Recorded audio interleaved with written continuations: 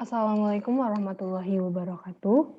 Sebelumnya, perkenalkan nama saya Vinda Fitri dengan NIM D1A020225 dari Program Studi Agroekoteknologi Fakultas Pertanian Universitas Jambi. Di sini saya akan menyampaikan sedikit tentang ruang lingkup statistika pertanian, mata kuliah statistika dengan dosen pengampu Ibu Dr. Insinyur Made Deviani Duaja MS. Pengertian statistika. Statistika adalah ilmu yang mempelajari pengumpulan, penyajian, analisis, interpretasi, dan pengambilan data, sehingga dapat ditarik kesimpulan dari data yang didapat. Di bidang pertanian, penerapan ilmu statistika digunakan untuk mempelajari data pengamatan atau pengukuran yang diperoleh dari penyiapan lahan, penanaman, pemeliharaan, sampai pada pemasaran hasil pertanian. Ruang lingkup statistika pertanian yaitu ada identifikasi jenis data dan pengambilan sampel, ukuran pemusatan dan ukuran penyebaran, distribusi frekuensi dan distribusi binomial, regresi dan korelasi, hipotesis uji Z dan uji T, uji normalitas, uji homosegdasitas, dan uji transformasi data. Pengantar rancangan percobaan, randomisasi, dan layout. Rancangan acak lengkap, yaitu RAL 1 faktor, RAL 1 faktor ulangan tidak sama, dan rancangan acak kelompok lengkap RAL 1 faktor. Rancangan acak lengkap RAL 2 faktor, rancangan acak kelompok lengkap RAL 2 faktor, dan transformasi data. Identifikasi jenis data dan pengambilan sampel. Identifikasi jenis data ini terbagi menjadi dua, yaitu data kualitatif dan data kuantitatif. Data kualitatif yaitu data yang berbentuk kalimat, kata, sifat, presentasi, atau gambar. Yang kedua, data kuantitatif. Data kuantitatif yaitu data yang berbentuk angka, bilangan, atau data kualitatif yang dikuantitatifkan, misalnya scoring. Data kuantitatif dapat dikelompokkan menjadi dua, yaitu ada data diskrit, yaitu data yang diperoleh dari hasil menghitung, membilang, atau mencacah. Jadi data ini biasanya berupa angka bilangan bulat. Terus ada data kontinu, yaitu data yang diperoleh hasil mengukur objek. Data kontinu ini biasanya berupa angka bukan bilangan bulat. Berdasarkan skala pengukurannya, data dapat dikelompokkan menjadi 4 kelompok, yaitu data nominal, data ordinal, data interval, dan data rasio. Di skala pengukuran data, kesesuaian antara macam data dengan metode analisis statistikanya didasarkan pada skala pengukuran datanya. Pengukuran data adalah suatu usaha memperpasangkan suatu angka secara sistematik sebagai cara untuk menyajikan ciri-ciri atau sifat suatu objek yang diukur.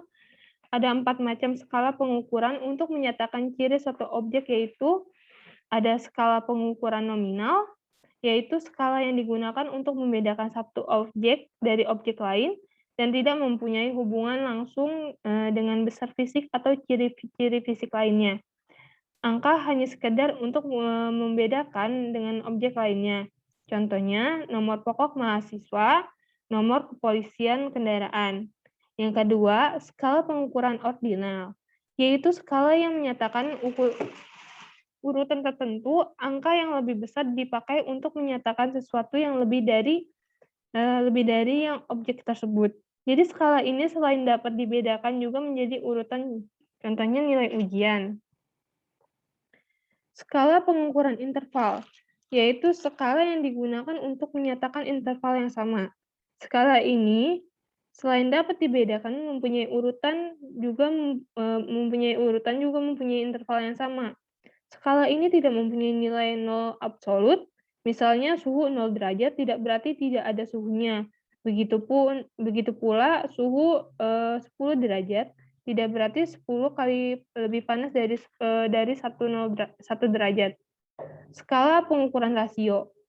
Pengukuran ini selain dapat dibedakan, mempunyai urutan, intervalnya sama, juga mempunyai nilai absolut. Artinya, nilai 0 berarti bahwa objek tersebut memang tidak ada, misalnya berat 0 gram benda.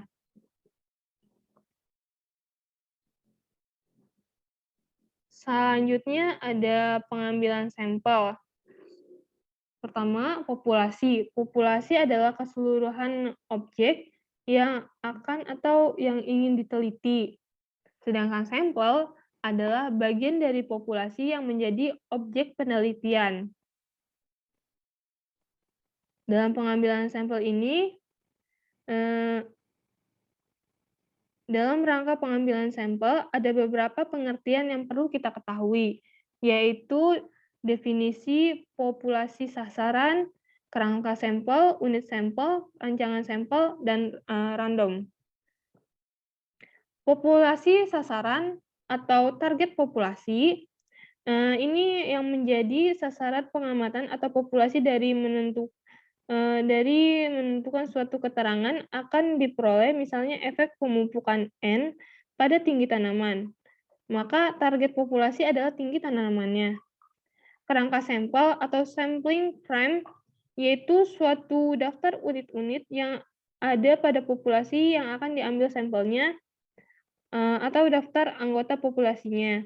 Unit sampel atau sampling unit yaitu unit terkecil pada populasi yang akan diambil sebagai sampel atau rancangan sampel, yaitu yang meliputi cara pengambilan sampel dan penentuan besar sampel.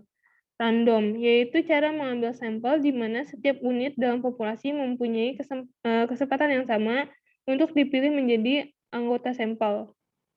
Selanjutnya ada teknik pengambilan sampel. Teknik pengambilan sampel ini ada dua, yaitu probability sampling atau random sample, dan yang kedua non-probability sampling, non-random sample. Selanjutnya ada ukuran pemusatan dan ukuran penyebaran. Ukuran pemusatan, ukuran statistik merupakan ukuran yang menunjukkan bagaimana suatu gugus data memusat dan menyebar. Di dalam ukuran statistik, ada 3 bentuk ukuran deskripsi data, yaitu ukuran pusat data, ukuran variabilitas data, dan ukuran bentuk distribusi data. Ukuran pusat data yang banyak digunakan untuk mendeskripsikan data adalah mean atau rata-rata hitung, median nilai tengah, dan modus adalah nilai yang paling banyak muncul. Ukuran penyebaran suatu kelompok data terhadap pusat data disebut disperse atau variasi atau keragaman data. Ukuran dispersi data yang umum dipakai adalah jangkauan atau range, variasi, dan standar deviasi.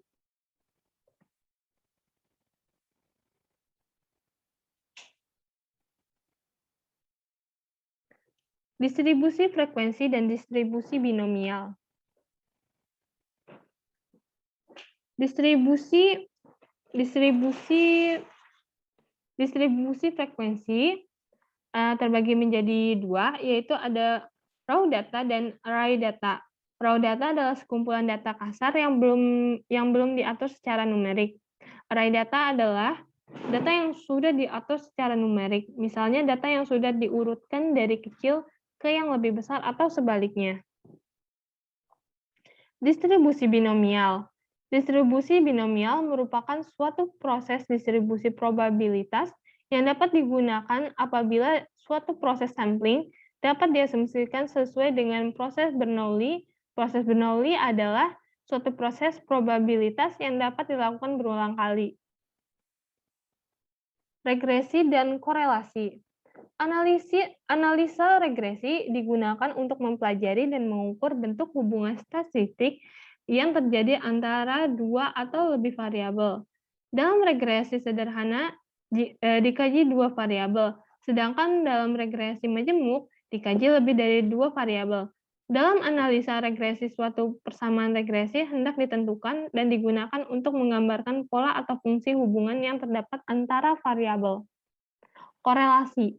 Korelasi adalah salah satu metode analisis dalam statistik yang dapat digunakan untuk mencari antara dua variabel dengan sifat kuantitatif.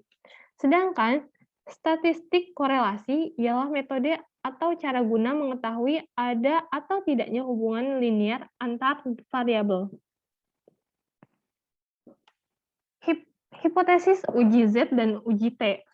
Hipotesis adalah dugaan sementara yang masih harus dibuktikan kebenarannya. Hipotesis merupakan pernyataan mengenai parameter populasi, baik sifat, karakter, dan sebagainya. Kebenaran atau ketidakbenaran suatu hipotesis statistik tidak pernah diketahui dengan pasti, kecuali jika seluruh anggota populasi diamati. Hipotesis dalam statistika selalu dibuat berdasarkan ketiadaan. Misalkan, tidak ada hubungan antara parameter A dan B. Tidak ada pengaruh yang berbeda antara tiap keperluan dan sebagainya. Dalam menguji hipotesis, kadang terjadi kesalahan dalam pengambilan kesimpulan. Ada dua macam tingkat kesalahan yang mungkin dapat terjadi pada pengujian hipotesis, yaitu kesalahan jenis yang pertama, ada kesalahan yang terjadi akibat menolak hipotesis yang diuji, padahal hipotesis tersebut benar. Kesalahan jenis 1 disebut alfa. Kesalahan jenis 2, yaitu kesalahan yang terjadi akibat menerima hipotesis yang diuji, padahal hipotesis tersebut salah. Kesalahan jenis 2 disebut dengan beta.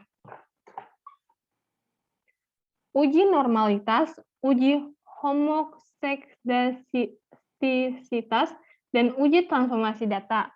Uji normalitas merupakan metode pengujian yang dilakukan untuk mengetahui apakah data yang dimiliki tersebut normal atau tidak. Uji homokedasitas dilakukan untuk mengetahui ketidaksamaan varian dari residual sehingga varian yang muncul dapat diketahui ketergantungannya dari faktor lain di luar eksperimen. Transformasi data merupakan teknik yang dilakukan ketika asumsi dasar tidak terpengaruhi. Sekian yang dapat saya sampaikan. Kurang lebihnya mohon maaf. Wassalamualaikum warahmatullahi wabarakatuh.